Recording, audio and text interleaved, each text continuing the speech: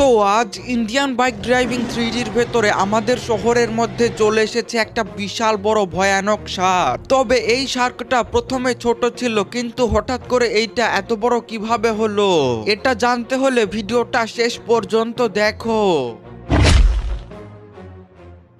তো গাইস, আজকে আমি যাব একটু সমুদ্রে মাছ ধরার জন্য, কারণ ভাই আজকে না আমার অনেক মাছ ধরার ইচ্ছা হচ্ছে। তাই চলো গাইস, আমি এখন আমার এই গাড়িটা নিয়ে ফটাফট করে সমুদ্রে চলে যাই।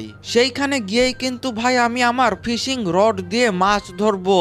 আর গাইস, আমি কিন্তু আমার গাড়িতে একটা ছোট অ্যাকুরিয়ামও নিয়ে নিয়েছি, কারণ ভাই আমি যখন মাছ পাবো তখন সেই মাছগুলো আমি আমার এই অ্যাকুরিয়ামে রেখে দেবো।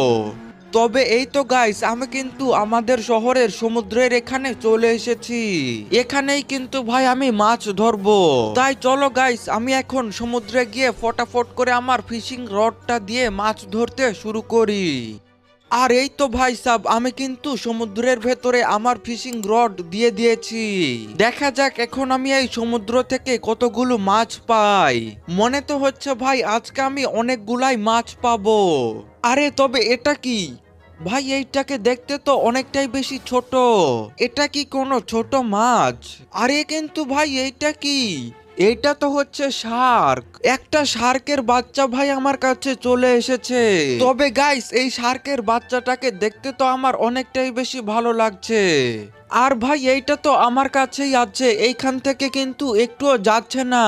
ভাই এই শার্কের বাচ্চাটাকে দেখতে কিন্তু অনেকটাই বেশি কিউট। তবে গাইস, আমি কিন্তু ভেবে নিয়েছি এখন আমি এই শার্কের বাচ্চাটাকে আমার বাড়িতে নিয়ে যাব। আর আমি আমার বাড়িতে নিয়ে গিয়ে এই শার্কের বাচ্চাটাকে পালবো, কারণ ভাই আমার কিন্তু এইটা অনেকটাই বেশি ভালো লেগেছে। আর গাইস, আমি কিন্তু আমার গাড়িতে একটা ছোট অ্যাকুরিয়াম নিয়ে এসেছি।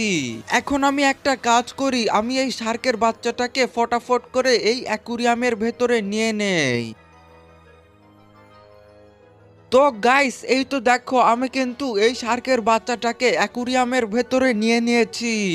আর ভাই এই শার্কের গায়ে আমি হাত দিচ্ছিলাম, কিন্তু তাও এই শার্কের বাচ্চাটা একটুও নড়েনি। ভাই এইটাকে আমি এখন আমার বাড়িতে নিয়ে গিয়ে পালবো। তারপর এইটা যখন অনেক বেশি বড় হয়ে যাবে তখন আমি আবার সমুদ্রে এনে ছেড়ে দেব।